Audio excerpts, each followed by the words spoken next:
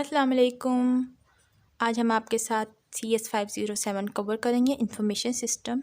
Chapter number 1 से हम ये स्टार्ट करेंगे। ठीक है, अगर आपको ये चैप्टर पसंद आए तो आप चैनल को ज़रूर सब्सक्राइब कीजिएगा और लाइक और कमेंट सेक्शन में भी अगर कोई चीज़ समझ ना आए या पूछनी हो इसके मुतालिक MCQ उसके मुतालिक तो हम उसको भी डिस्कस करेंगे। ठीक है, आइए चैप्टर नंबर 1 की तरफ बढ़ते हैं। इसका नाम है defining needs. Decisions are required to take in day to day life. Decisions हमें रिक्वायर्ड होते हैं हर दिन में लेने के लिए। No single task in our life can be done without decision. हमारी ज़िंदगी में कोई भी काम डिसीजन मेकिंग के बगैर नहीं होता। For every assignment we undertake there has to be a process of making choices. हमें चॉइसेस करनी पड़ती हैं। Whenever we are face with choices, जब भी हमें चॉइसेस करनी पड़ती हैं, there is inevitable need of selecting one particular course of action. तो ये चीज़ बन जाती है ज़रूरी कि एक चीज़ को हमने सेलेक्ट करना है, वो ज़रूरी बन जाती है। Any task can be done in various वे। कोई भी टास्क को हम मुख्तलिफ तरीक़ों से कर सकते हैं, but doing it simultaneously through all possible alternatives is virtually impossible. लेकिन तमाम हम पॉसिबल अल्टरनेटिव जितने भी होते हैं उसके साथ उस काम को नहीं कर सकते, एक चीज़ को सिलेक्ट करना पड़ता है। This necessity making a reasonable choice from all options available. ठीक है, और एक चीज़ को हमें सेलेक्ट करना पड़ता है। An example can be taken from a person who wants to go to Islamabad. एक बंदा है, उसने इस्लामाबाद जाना है। अब उसके पास ये ऑप्शंस हैं, या तो वो बस के ज़रिए जाएगा, या वो ट्रेन के ज़रिए जाएगा, या हवाई जहाज़ के ज़रिए जाएगा। ठीक है, 3 रास्ते होते हैं, हवाई, ज़मीनी और बहरी। As you can see, the decision to be made in this situation is faced with the availability of a set of combination of alternatives. आप देख रहे हैं कि हमें इतने सारे options मिल गए हैं। Every decision we take in daily life requires some sort of information about alternatives available. हमें alternatives available जितने भी होते हैं उसके बारे में ये बताते हैं एक किस्म का। For instance in the above example, अब ऊपर वाली एग्जाम्पल में जैसे ये 3 एग्जाम्पल्स हमें दी गई हैं। Certain factors need to be considered before taking a decision. अब हमें बस लेनी है, सस्ता किराया, ट्रेन जाना और सस्ता, हवाई जहाज़ महंगा होता है कि कितनी जल्दी हमें इस्लामाबाद जाना है, कितना ज़्यादा टाइम है। ठीक है, हमारे पास वक्त कितना है, हम 1 दिन में जा सकते हैं, 2 दिन में जा सकते हैं, या 3 दिन में जा सकते हैं। बुकिंग्स हैं भी या नहीं हमारी मर्ज़ी की। Is there possibility of cancellation. अगर हमने फ़्लाइट ले ली है और बस के ज़रिए जाना है तो हम उसको कैंसिल कर भी सकते हैं या नहीं। विच बस सर्विस और airline to choose from since various airlines bus service are having travelling facilitated to Islamabad. हम किसी भी शहर से इस्लामाबाद जाना चाहते हैं तो कौन सी एयरलाइन लेनी है। अब एयरलाइन में भी आगे चॉइसेस आ जाती हैं। Without the availability of relevant information, इन चीज़ों के बगैर we may take a decision which is wrong और नॉट टू आवर बेनिफिट। अब कोई भी हमारे पास इन्फॉर्मेशन नहीं हो सकता है हमारे पास पैसे ज़्यादा हों और हम जाके बस में बैठ गए हैं, ट्रेन में बैठ गए और वहाँ पे धक्के खाते हुए आगे जा रहे हैं, तो इसीलिए अपनी मर्ज़ी की हमें लेनी चाहिए। For instance, if the person does not have complete knowledge of facts he might not be able to take the right decision. अगर उसके पास फैक्ट्स ही नहीं है, नॉलेज ही नहीं है फैक्ट्स का, तो वो सही फ़ैसला ले ही नहीं सकता। अब यही केस हमारे साथ बिज़नेस के साथ है। Business are run by organisation which are in fact group of people.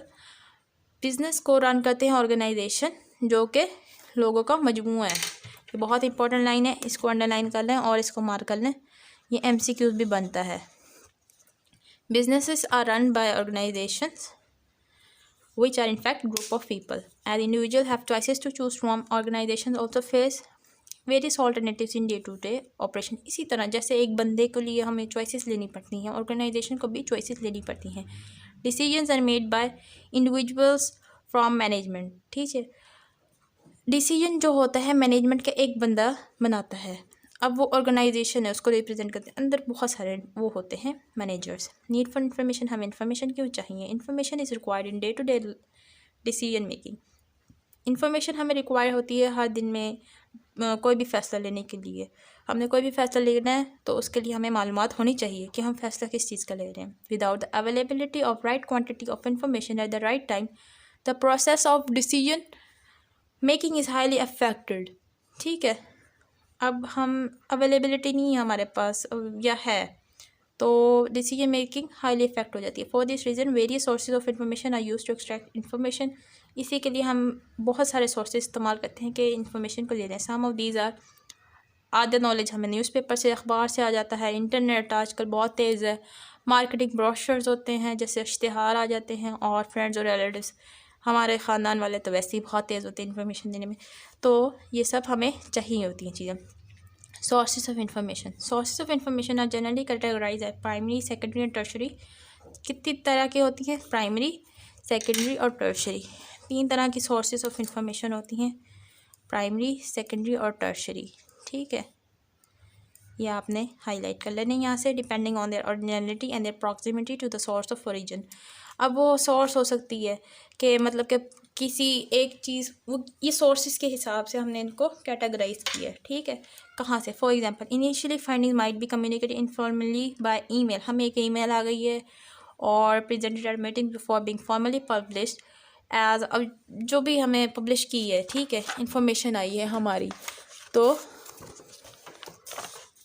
इसी तरह ये होगी, वो हो जाएगी हमारी टर्शरी। मतलब बिल्कुल जो सबसे पहले इन्फॉर्मेशन एक जगह से निकल के दूसरी जगह जा रही है ना, तो वो हमारी टर्शरी इन्फॉर्मेशन है।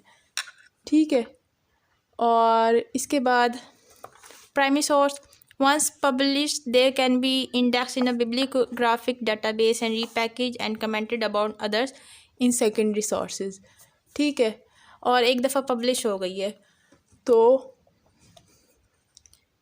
वो बन जाएगी हमारी सेकेंडरी इन्फॉर्मेशन। इस चीज़ को आपने बहुत गौर से देखना है कि प्राइमरी कौन सी और सेकेंडरी कौन सी है। प्राइमरी तो वो होगी ना, मतलब कि जो पहले बंदे से निकली है, उससे आगे जब वो प्रोसेस हो जाएगी, डाटा वगैरह बन जाएगा उस इन्फॉर्मेशन का, तो वो सेकेंडरी हो जाएगी। The designations of primary, secondary, tertiary differ between the disciplines और subjects, particularly between what can generally be defined as sciences and humanities. For example, अब डेजिग्नेशंस हैं प्राइमरी, सेकेंडरी और टर्शरी की, हमने क्यों इनको इस तरह के 3 नाम दिए हैं? ठीक है, वो इनकी वजह ये है, इनके डिसिप्लिन्स, ये subjects, particularly what can be generally be defined as sciences and humanities. For example, the historians primary sources are poems. Historian का प्राइमरी सोर्स जो होता है, कोई भी तारीख दान है, वो मतलब कि किसी चीज़ को सर्च कर रहा है और उसके बारे में इंफॉर्मेशन जानना चाहता है, तो उसका सोर्स होता है पोइम्स, स्टोरीज़ और फिल्म्स। और किसी का कल्चर जानना है हमने और उसने उस पर फिल्म बनानी है, तो हम इन चीज़ों को उठा के देख लेंगे, वो उसका प्राइमरी सोर्स हो जाएगा। The research scientist primary sources are results of laboratory test and medical records of patient treated with drug. अब प्राइमरी सोर्सेज जो होते हैं, जैसे कि हमने कोई चीज़ टेस्ट करनी है, ठीक है, अब एक पेशेंट है, उसको हमने नई दवाई लगा दी, तो उसको दवाई लगा दी और मतलब पहली दफ़ा हम एक्सपेरिमेंट कर रहे हैं, तो वो जो हमारा सोर्स होगा ना, वो हमारा प्राइमरी सोर्स होगा। Written information can be divided into several types. Primary source, अब इन्फॉर्मेशन 3 तरह की हो सकती है, वही बात दोबारा आ गई है। अब ये प्राइमरी और सेकेंडरी की, और इससे आगे फिर टर्शरी पे हम चले जाएंगे। ठीक है, primary sources, some definitions of primary sources. Primary sources original material on which other research is based. वो ओरिजिनल मटेरियल होता है जिस पे बाकी सारी रिसर्च बेस होती है। तो they are usually first formal appearance of results in the print और इलेक्ट्रॉनिक लिटरेचर। तो सबसे पहले जो चीज़ एक आती है, ठीक है, मंजर आम पर, तो उसे हम कहेंगे primary source. For example, the first publication of result of scientific investigation is a primary source. एक इन्वेस्टिगेशन हुई है, ठीक है, साइंटिफिक इन्वेस्टिगेशन हुई है और वो तहकीक मतलब साबित हो गई है, तो वो प्राइमरी सोर्स होगी। ठीक है, the present information in its original form neither interpreted nor condensed nor evaluated by others writers. वो इंफॉर्मेशन होती है जो कोई और रिप्रेजेंट नहीं करता, एक बंदे से ही अभी सामने ताज़ा आई है। They are from the time period, for example something written close to when the event actually occurred. मतलब अभी कोई वाक़या रोनुमा हुआ है, ठीक है, और उसी के करीब करीब उस टाइम पीरियड, उस फेज़ के बिल्कुल करीब होती है ये information. Primary sources present original thinking. Original thinking को रिप्रेजेंट करती है कि एक बंदे से निकली, जाहिर है ओरिजिनल नहीं होगी। And report on discoveries on share new information, और रिपोर्ट करती है डिस्कवरी, कोई चीज़ दरियाफ्त हो जाती है, ठीक है, और न्यू इन्फॉर्मेशन आ जाती है हमारे पास। अब एग्जांपल्स है प्राइमरी सोर्सेज की, scientific journals, articles, reporting experimental research. Scientific journals आ गए हैं, ठीक है, एक बंदे ने कोई साइंटिफिक जर्नल अपना आर्टिकल पेश कर दिए, तो उसका जो रिज़ल्ट होगा वो प्राइमरी है। प्रोसीडिंग्स और मीटिंग्स, कॉन्फ्रेंस, अब कॉन्फ्रेंस हुई, उसको नतीजा निकला, ये प्राइमरी हो गया। टेक्निकल रिपोर्ट्स आ गई हैं, डिजर्शन और दीज, और मे ऑल्सो भी सेकेंडरी, ठीक है, डिजर्टेशंस और दीज, ये सेकेंडरी भी हो सकती है और ये प्राइमरी भी हो सकती है। पेटेंट्स होते हैं, sets of data such as census statistics की कितने पॉपुलेशन कितनी हो गई है हमारी, works of literature such as poems and fiction, diaries हो गई हमारी। मतलब एक बंदे से ही निकल रहा है ये सारा सामान, ठीक है, और वही बंदा ओरिजिनल है तो प्राइमरी सोर्स हो गया। Autobiography, interview, surveys and field work, latest and correspondence भी चीज़ हो गई हैं। न्यूज़पेपर आर्टिकल में ऑल्सो भी secondary, government documents, photographs and work of art original documents हो गई हैं। अब ये न्यूज़पेपर आर्टिकल्स हैं, ये सेकेंडरी भी हो सकते हैं, गवर्नमेंट डॉक्यूमेंट्स हो गए हैं, फ़ोटोग्राफ्स हो गई हैं, एक बंदे से ही है, original document such as birth certificate और ट्रायल ट्रांसक्रिप्ट, इंटरनेट कम्युनिकेशन और email and news group. Internet की कम्युनिकेशन जो हम एक बंदा दूसरे बंदे से कर रहे हैं, ज़ाहिर है वो यही होती है। उसके बाद आ गया secondary sources. Secondary sources are less easily defined than primary sources. ये कम, वो तो आसान था ना काम, ठीक है, वहाँ पे हमें फ़ौरन से नज़र आ जाता था कि प्राइमरी सोर्स क्या है। अब ये सेकेंडरी सोर्स है, ये लेस इजीली डिफाइन होता है, ये थोड़ा मुश्किल होता है।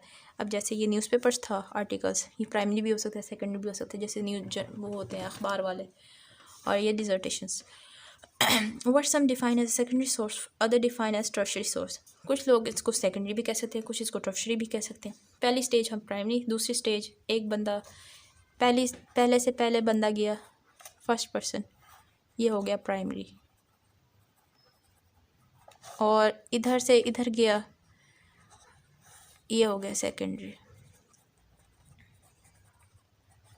और इधर से इधर गया, ये तीसरा बंदा आ गया, ठीक है, वो जो भी बंदा है, ये टर्शरी हो गई। ये इसके दिमाग से निकली है पहली बात, ठीक है। और अब जो कुछ लोग कहते हैं कि सेकेंडरी भी हो सकती है, कुछ टर्शरी भी हो सकती है। For example newspaper article is the primary source if report events.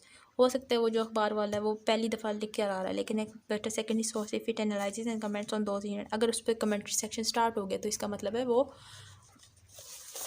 हमारा सेकेंडरी सोर्स है। उसके बाद हम आगे चलते हैं।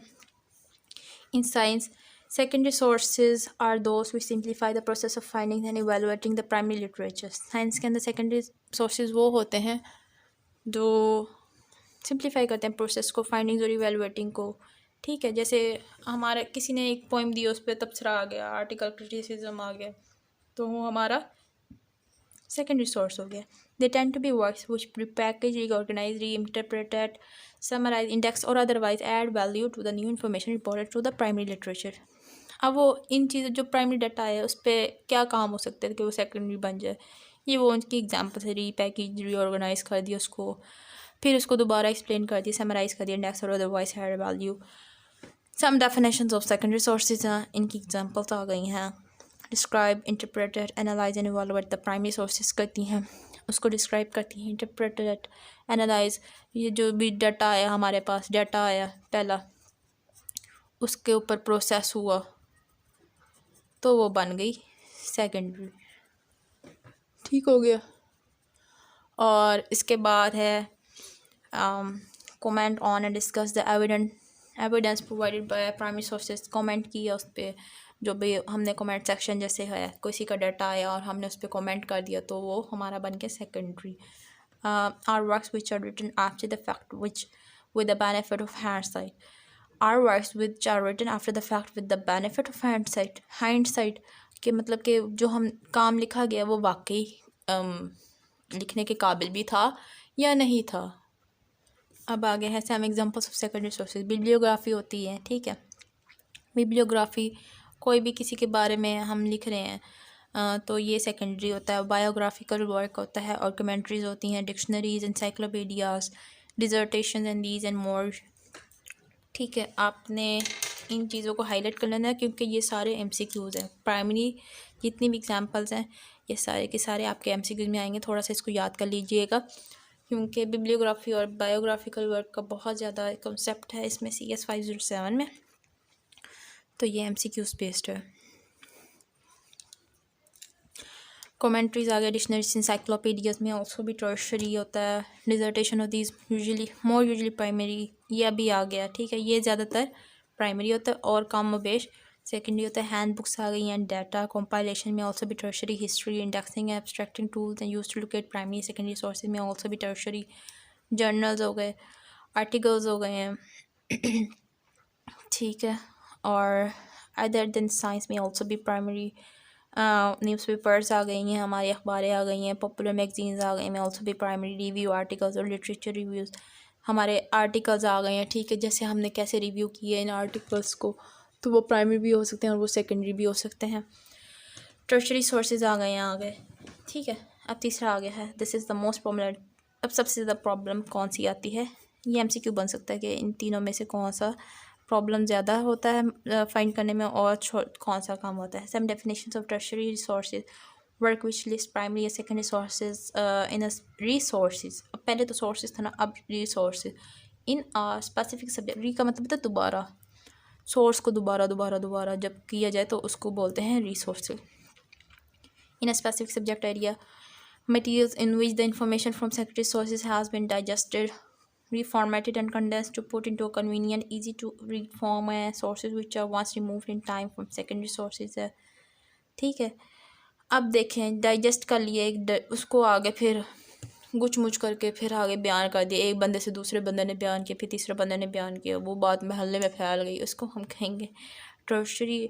और सोर्सेज को रिमूव करके जब सेकेंडरी से निकल के टर्शरी में आ जाएंगे, और फिर इस तरह मतलब हमारी टर्शरी सोर्सेज आ गई हैं।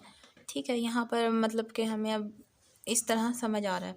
आगे एग्जांपल्स आ गई हैं टर्शरी सोर्सेज की, एलएमएनएक्स और फैक्ट्स एंड बुक्स आ गई हैं। एलएमएनएक्स और facts and books, fact books. ठीक है, फैक्ट बुक ज़रूरी नहीं है कि प्राइमरी या सेकेंडरी, ये आपने लगा लेना है क्योंकि ये हमारा MCQ बनेगा और आपने हाईलाइट साथ में लाजमी करते जाना है। बिब्लियोग्राफिक्स होती हैं हमें ऑल्सो भी सेकेंडरी। अब ये सेकेंडरी भी हो सकती हैं, टर्शरी भी हो सकती हैं। क्रोनोलॉजीज़, जो कहानियाँ लिखी गई होती हैं, एक कहानी वो जैसे हीर रांझा चल रही है जी। ठीक है, डिक्शनरीज आ गई, इंसाइक्लोपीडिया आ गया, ये सेकेंडरी भी हो सकती है, प्राइमरी भी हो सकती है। डायरेक्टरीज होती हैं, हमारे फ़ोन नंबर्स को मतलब एड्रेसेस के साथ जो लिखा जाता है उसको हम डायरेक्टरीज बोलते हैं। गाइड बुक्स आते हैं, मैनुअल्स आते हैं, handbook and data compilation books आ गई। ये हैंड बुक है इस वक्त जो मेरे हाथ में है। ठीक है, और डाटा कंपाइलेशन ये सेकेंडरी भी हो सकता है। इंडेक्स हो सकता है, abstracting tools used to locate primary secondary sources में ऑल्सो भी सेकेंडरी इंडेक्स किया जा सकता है। नंबरिंग हो रही है, एब्स्ट्रैक्ट टूल्स लोकेट। अब इंडेक्सिंग हम मतलब के वजह से हदीसें होती हैं, ये इस बंदे से कही है और फिर उससे पहले ये रावी था और उससे पहले ये रावी था, वो जो तीसरे बंदे ने सुनी वो टर्शरी, कहे हुए बंदे नबी पाक यानी कि वो प्राइमरी थे, और उनसे आगे सहाबा टर्शरी, फिर सहाबा से आगे जिन्होंने भी लिखी कि वो आगे उनसे मतलब इकट्ठी करके तो वो बन गए हमारे टर्शरी। टेक्स्ट बुक्स आ गई हैं, ये सेकेंडरी भी हो सकती हैं। चेंजिंग नीड्स, अब इसका MCQ बन सकता है। Changing needs, one needs change, requirements for information change. अब हमारी ज़रूरत बदल गई है, हमें इन्फॉर्मेशन भी और तरह की चाहिए, अब हमें वो चाहिए ही नहीं चीज़, हमें एक नई चीज़ चाहिए। ठीक है, information needs of users are changing as a result of changes in the availability of information content in the electronic form. अब जैसे जैसे इन्फॉर्मेशन मतलब कि चेंज होती जा रही है, इंटरनेट का ज़माना है, एक क्लास पढ़ी दूसरी क्लास पढ़ी, अब हमें वो 1 क्लास तो चाहिए नहीं, हमें 2 क्लास का डाटा चाहिए, तो आगे बढ़ता जाएगा। ठीक है, changing needs of the users determine the nature of the physical form in which information content is currently being made। अब नेचर है फिज़िकल फॉर्म की, हमें वो चाहिए, अब हमारी नीड बदल गई। ठीक है, उसकी शक्ल भी बदल जाएगी उस इंफॉर्मेशन की जो हमें चाहिए, जो हमें एक्सेस के लिए चाहिए। And using electronic information movement, information needs, information को क्या कुछ चाहिए होता है, ये अगले पेज पे पढ़ते हैं हम।